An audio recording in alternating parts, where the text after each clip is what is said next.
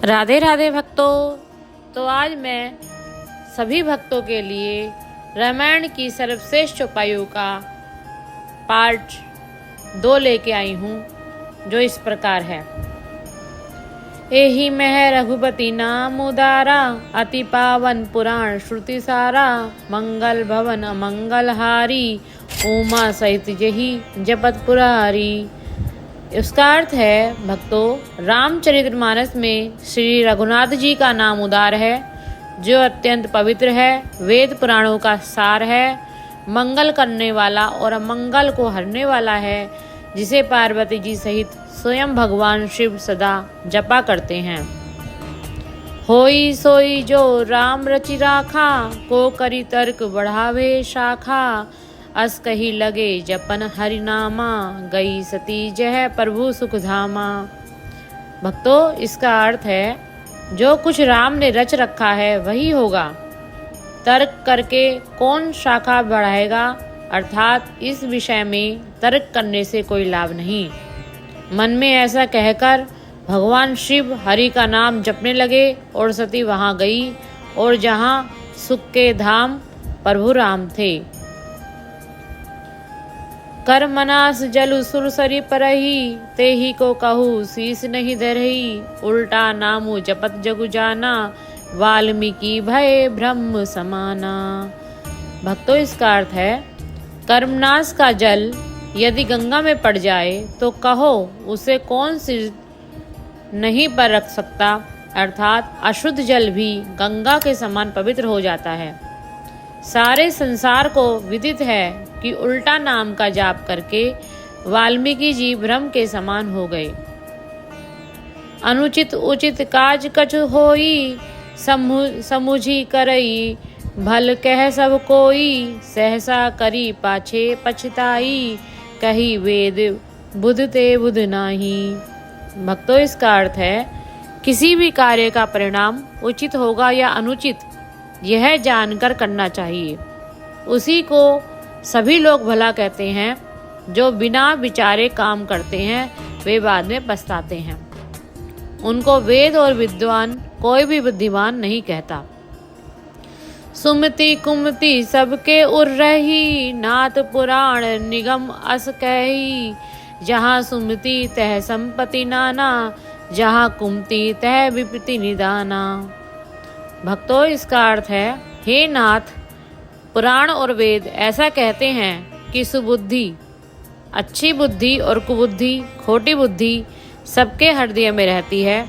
जहाँ सुबुद्धि है वहाँ नाना प्रकार की संपदाएं, सुख और समृद्धि रहती है, और जहाँ कुबुद्धि है वहाँ विभिन्न प्रकार की विपत्ति, दुख का वास होता है। कवन सो काज कठिन जग माही, जो नहीं होई तात तुम्हें पाही, राम काज लगी तब अवतारा, सुनतहि भयउ पर्वताकारा।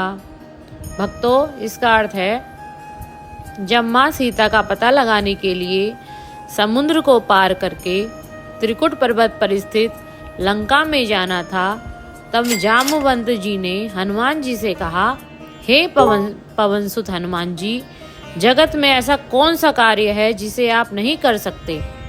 संसार का कठिन से कठिन कार्य भी आपके स्मरण मात्र से सरल हो जाता है। ऐसा कहते हुए जामवंत जी ने हनुमान जी को यह स्मरण कराया कि आपका जन्म प्रभु श्री राम के कार्य के लिए हुआ है। ऐसा सुनते ही पवन सुत हनुमान जी पर्वत के आकार के समान विशालकाय हो गए। करम प्रधान विश्व करी राखा, जो जस करई सो तस फलु चाखा। भक्तों, इसका अर्थ है भगवान ने संसार में कर्म को प्रधान कर रखा है। जो व्यक्ति इस संसार में जैसा कर्म करता है वह इस धरती पर वैसा ही फल भोगता है। इसमें कोई हेरा फेरी नहीं होती। यह बिल्कुल सीधा और सरल नियम है। यदि व्यक्ति सत्कर्म करता है तो उसे शांति और समृद्धि प्राप्त होती है, परंतु यदि व्यक्ति दुष्कर्म करता है तो वह इसी धरती पर उसका दंड भोगता है, अर्थात दुख और विपत्तियों में पड़ता है। इसके अतिरिक्त जो व्यक्ति कर्महीन होता है, अर्थात कोई कर्म नहीं करता, उसे विभिन्न प्रकार के पदार्थों से परिपूर्ण इस धरती पर भी कुछ प्राप्त नहीं होता। इस गंतव्य को तुलसीदास जी लिखते हैं, सकल पदार्थ एहि जग माही, कर्महीन नर पावत नाही। पर हित सरिस धर्म नहीं भाई, पर पीड़ा सम नहीं अधमाई। निर्णय सकल पुराण वेद कर, कहु तात जानई को विद नर। भक्तों, इसका अर्थ है, तुलसीदास जी कहते हैं, हे भाई, दूसरों की भलाई के समान कोई धर्म नहीं है और दूसरों को दुख पहुंचाने के समान इस संसार में कोई पाप नहीं है। सारे वेदों और पुराणों का यह सार मैंने तुमसे कहा है, इस बात को ज्ञानी लोग भली भांति जानते हैं। धीरज धर्म मित्र अरु नारी, आपद काल परीक्षिया अहिचारी। वृद्ध रोग वस जड़ धनहीना, अंध बधिर क्रोधी अति दीना। भक्तों, इसका अर्थ है, धैर्य, धर्म, मित्र और स्त्री, इन चारों की सही परख या परीक्षा विपत्ति के समय ही होती है। वृद्ध, रोगी, मूर्ख, निर्धन, अंधे, बहरे, क्रोधी और अत्यंत दीन ऐसे भी पति का अपमान करने से स्त्री यमपुर में भांति भांति के दुख पाती है। शरीर, वचन और मन से पति के चरणों में प्रेम करना ही स्त्री का एकमात्र धर्म है। तो भगवानु सकल उर्वासी, करही मोही रघुवर के दासी।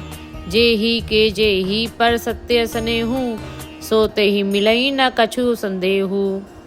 भक्तों, इसका अर्थ है, स्वयंवर के समय सीता जी प्रभु श्री राम की प्राप्ति हेतु भगवान से यह प्रार्थना करते हुए कह रही है, सबके हृदय में निवास करने वाले भगवान महेश भवानी और गणों के नायक, वर देने वाले देवता गणेश मुझे रघुश्रेष्ठ राम की दासी अवश्य बनाएंगे, क्योंकि जिसका जिस पर सच्चा स्नेह होता है वह उसे मिलता है, इसमें कुछ भी संदेह नहीं है। एहि तन कर फल विषण भाई, स्वर्ग स्वैलप अंत दुखदाई। नर तनु पाई विषय मन ते ही, पलटी सुधाते सठ विष लेही। हे भाई, इस शरीर के प्राप्त होने का फल विषय भोग नहीं है।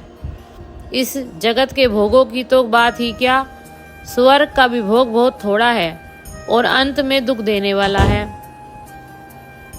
अतः जो लोग मनुष्य शरीर पाकर विषयों में मन लगा लेते हैं, वे मूर्ख अमृत को बदलकर विष भी पी लेते हैं। मन को विषयों के प्रति आसक्त करना मृत्यु को वरण करने के समान है। अतः इस दुर्लभ शरीर को सत्कर्म में लगाना चाहिए। जो धन धन्य प्रथम गति जाकी, धन्य पुण्य रत मति सोई पाकी। धन्य घरी सोई जब सत्संगा, धन्य जन्म द्विज भक्ति अभंगा। भक्तों, इसका अर्थ है, वह धन धन्य है जिसकी पहली गति होती है, जो दान देने में व्यय होता है। वही बुद्धि धन्य है जो पुण्य में लगी हुई है। वही घड़ी धन्य है जब सत्संग हो, और वही जन्म धन्य है जिसमें ब्रह्मांड की अखंड भक्ति हो। धन की तीन गतियां होती हैं, दान, भोग और नाश। दान उत्तम है, भोग मध्यम है और नाश नीच गति है। जो पुरुष ना दान करता है ना भोगता है, उसके धन की तीसरी गति होती है।